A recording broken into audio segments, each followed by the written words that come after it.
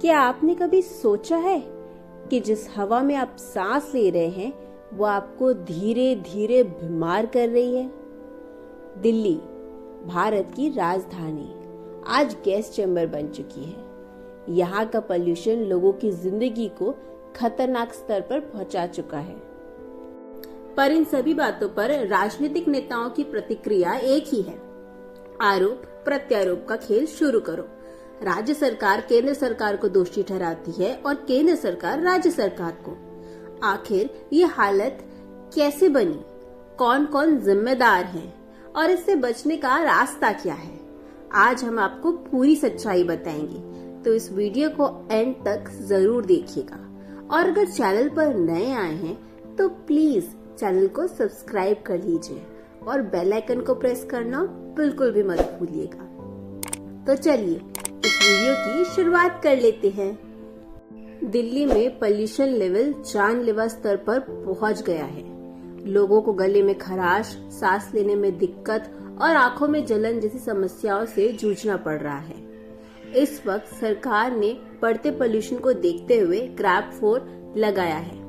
But ऐसा नहीं है कि दिल्ली में पोल्यूशन बस इसी साल बढ़ा है। ये कहानी है हर साल की। इनफैक्ट हर साल दिल्ली में पोल्यूशन बढ़ता ही जा रहा है। हर साल सर्दियां आते ही दिल्ली गैस चैम्बर में बदल जाती है। अब आपने AQI तो बहुत सुना होगा, तो चलिए समझते हैं कि AQI क्या होता है। AQI का मतलब है एयर क्वालिटी इंडेक्स, जो किसी खास जगह की हवा की गुणवत्ता को ध्यान में रखता है और इसे 6 श्रेणियों में विभाजित करता है।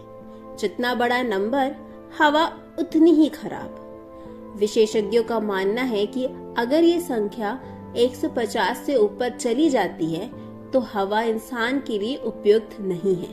इसका हमारे स्वास्थ्य पर गंभीर प्रभाव पड़ सकता है। AQI जो नॉर्मली 50 के नीचे होना चाहिए, खराब हालत में 100 और बहुत खराब हालत में 200। बट अभी दिल्ली का आलम ये है कि दिल्ली का AQI 400 पार कर चुका है, जो सीवियर श्रेणी में आता है। इसका मतलब ये है कि दिल्ली की हवा सांस लेने लायक नहीं है। सॉल्यूशन पर बात करने से पहले समस्या की जड़ तक पहुंचना जरूरी है। आइए दोषारोपण का खेल छोड़ें और समझें कि दिल्ली इतनी प्रदूषित क्यों है। समस्या की जड़ PM 2.5 यानी पार्टिकुलेट मैटर है। ये कण इतने छोटे होते हैं कि हमारे खून में जा सकते हैं। ये रेत के दाने से भी छोटे और हमारे बालों से भी पतले होते हैं। इसीलिए जब हम सांस लेते हैं तो ये हमारे शरीर के अंदर चले जाते हैं और हमें अंदर से नष्ट कर देते हैं। एक स्टडी में कहा गया है कि एयर पोल्यूशन से हर साल 24 लाख लोगों की मौत होती है।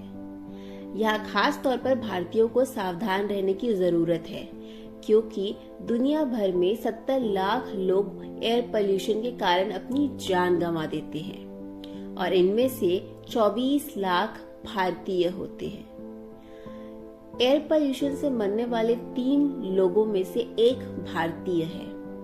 पोल्यूशन हर भारतीय की उम्र 17 साल कम कर रहा है। आप देख सकते हैं कि पंजाब में हर जगह आग लगी हुई है। पूरा राज्य लाल बिंदुओं से भरा हुआ है। होता ये है कि पंजाब, हरियाणा और यूपी में अक्टूबर महीने से ही पराली जलाना शुरू हो जाता है, जिसे स्टबन बर्निंग भी कहते हैं। दिल्ली में पोल्यूशन के मुख्य कारणों में से एक हमेशा से पराली जलाना भी रहा है। दरअसल हर साल सर्दियां आते ही पंजाब, हरियाणा में पराली जलाई जाती है, जिससे निकलने वाला पोल्यूटेड एयर दिल्ली की ओर चला जाता है। ये समस्या इतनी विकराल है कि पिछले साल अरविंद केजरीवाल ने भी घोषणा की थी कि वे 1 साल में पराली जलाने के मामलों को आधा कर देंगे। लेकिन आज ये लाल बिंदु और सैटेलाइट का डेटा कुछ और ही कह रहा है। दिल्ली के पर्यावरण मंत्री पंजाब की आग को नहीं, बल्कि हरियाणा और यूपी की आग को दोष दे रहे हैं, जो उनकी पार्टी के नियंत्रण में नहीं है। लेकिन सैटेलाइट का डेटा और उसकी तस्वीरें कुछ और ही बयां करती हैं। इससे साफ पता चलता है कि आग असल में कहाँ लगी है। ऐसा कहने के बाद ऐसा लगता है कि इस कहानी के खलनायक किसान ही है, पर किसी को भी एक बार में खलनायक बना देना आसान है, लेकिन पूरी कहानी को समझना जरूरी है। पॉल्यूशन के और भी कारण हैं। तो चलिए अब आगे बढ़ते हैं और बात करते हैं हमारे दूसरे प्रमुख कारणों के बारे में। दिल्ली में एयर पोल्यूशन का एक प्रमुख कारण व्हीकल भी है।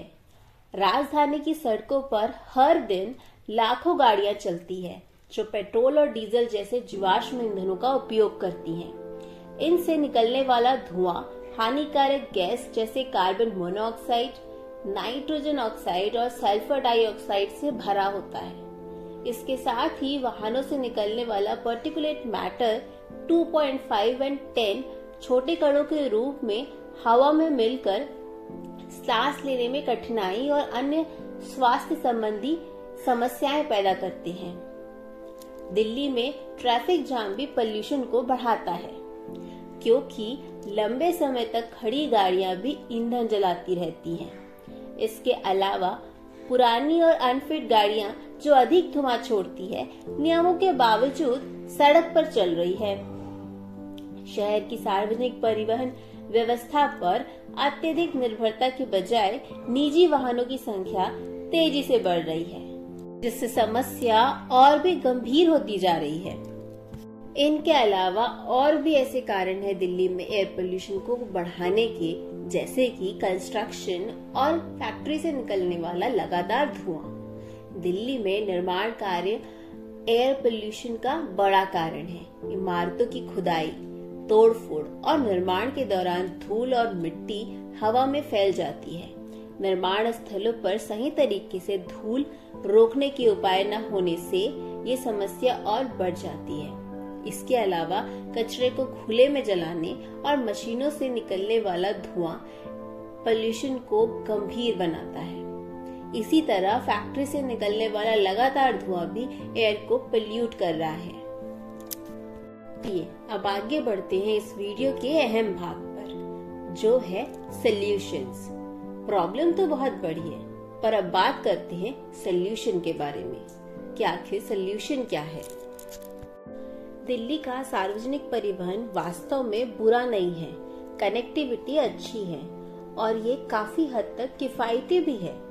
दिल्ली मेट्रो अपने आप में इंजीनियरिंग का एक चमत्कार है, लेकिन फिर भी बहुत से लोग पर्सनल व्हीकल को ही प्राथमिकता देते हैं। सबके कारण अलग अलग हैं, लेकिन सच ये है कि लोगों को पब्लिक ट्रांसपोर्ट से ट्रैवल करना अच्छा नहीं लगता।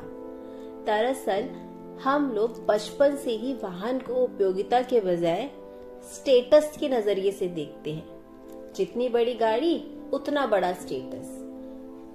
पर इसके बजाय लोगों को ये बताना चाहिए कि सार्वजनिक परिवहन से ट्रैवल करना बिल्कुल सामान्य और अच्छी बात है। दिल्ली जैसे प्रदूषित शहर में अगर फिर भी व्हीकल की जरूरत पड़ती है आसपास ट्रैवल करने के लिए, तो इलेक्ट्रिक वाहनों का उपयोग करना चाहिए। ये एयर पोल्यूशन को कम करने में अहम भूमिका निभा सकते हैं, क्योंकि ये वाहन चलते समय कोई हानिकारक गैस उत्सर्जित नहीं करते। इलेक्ट्रिक वाहन अपनाने से न केवल एयर पोल्यूशन कंट्रोल होगा, साथ ही साथ इसमें ध्वनि पोल्यूशन यानी कि नॉइज पोल्यूशन भी कम होगा। हालांकि इलेक्ट्रिक वाहनों को बड़े पैमाने पर अपनाने के लिए चार्जिंग इंफ्रास्ट्रक्चर का विकास करना जरूरी है। साथ ही इलेक्ट्रिक वाहनों की बैटरी निर्माण और निस्तारण से जुड़ी पर्यावरणीय चुनौतियों पर भी ध्यान देना होगा। रही बात पराली जलाने की, तो किसानों को अगर एजुकेट किया जाए पराली नहीं जलाने के लिए और पराली से वो क्या क्या इस्तेमाल कर सकते हैं और अपनी मिट्टी की उपयोगिता को और बढ़ा सकते हैं, तो वो भी पराली नहीं जलाएंगे। जैसे कि पराली को काट कर उससे जैविक खाद बनाना, जिससे मिट्टी की उर्वरता क्षमता और भी बढ़ती है, उसे इस तरीके से इस्तेमाल किया जा सकता है। और फिर पराली को काट कर उससे चारा भी बनाया जा सकता है।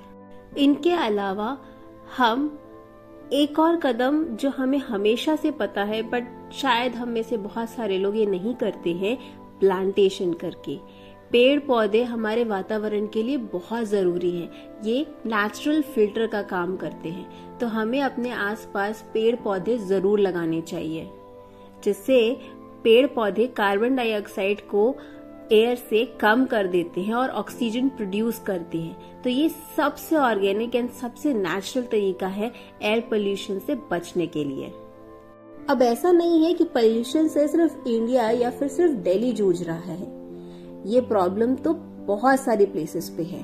हमारी दूसरी कंट्रीज भी इन प्रॉब्लम से ऑलरेडी जूझ चुकी है और उनसे ओवरकम करने के लिए उन्होंने काफी सारे सॉल्यूशंस ट्राई भी किए हैं। तो आई थिंक हमें उनसे सीखना चाहिए। साल 2013 में ये खबर छाई हुई थी कि चाइना में इतना पोल्यूशन बढ़ गया है कि वहां का आसमान नीला नहीं बल्कि काला दिखने लगा था। स्कूल एंड ऑफिस बंद कर दिए जाते थे। हालांकि वहां पर तब भी आंकड़ा 400 के पार नहीं गया था, जो इस वक्त दिल्ली में है। वहां पे फिर भी इससे कम आंकड़ा था। जब चीन का बीजिंग शहर इतना पोल्यूटेड हो गया था तो चीन तुरंत इस चीज पर अलर्ट हुआ। चीन और उसके बाद इसको लेकर कई तरह के कदम उठाए और 2013 में चीन ने अपने एक एक्शन प्लान को लागू किया। इस एक्शन प्लान में उसने पहला ये कदम उठाया कि जितने भी उसके पास पुराने थर्मल यूनिट्स थे, यानी कि कोयला आधारित बिजली घर, उन सब को बंद कर दिया। दूसरे जितने नए थर्मल पावर यूनिट्स थे उन सब को उसने खोलने की अनुमति तो दी, लेकिन दूर के इलाकों में। तीसरी वजह, बीजिंग में जितने भी वाहन थे उनमें से ज्यादातर वाहनों को अब इलेक्ट्रिक वाहनों में बदला जा चुका है।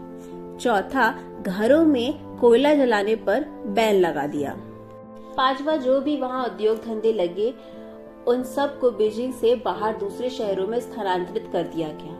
और यही नहीं, चीन के हर छोटे और बड़े शहरों में हवा को साफ करने के लिए एयर प्यूरिफायर्स लगाए गए, जिससे चीन का हर शहर इस समय एयर की क्वालिटी को लेकर एक बहुत ही शुद्धता वाला है।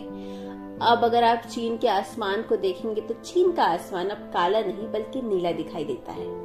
ये केवल चीन के 2013 से 2022 मतलब 8 से 9 साल के प्रयासों के बाद हुआ है और ये बहुत ही अच्छा अचीवमेंट है और अब वहाँ के लोग अपनी हवा की शुद्धता को महसूस कर सकते हैं। तो शायद हमें भी चीन से कुछ सीखना चाहिए और उन्होंने जो एक्शन प्लान बनाया है उनसे थोड़ा इंस्पायर होकर के हमें अपने शहरों के लिए भी उपयुक्त कदम उठाने चाहिए। ये तो लगा ही सकते हैं और किसान अगर एजुकेट हो जाए तो पराली जलाने की समस्या भी बंद हो सकती है। तो दोस्तों, इस वीडियो में बस इतना ही। अगर आप चैनल पर नए आए हैं तो आई रिक्वेस्ट कि प्लीज चैनल को सब्सक्राइब कर लीजिए और बेल आइकन को प्रेस करना बिल्कुल भी मत भूलिएगा। चलिए अब हम मिलेंगे अगले वीडियो में। तब तक के लिए हंसते रहिए, मुस्कुराते रहिए।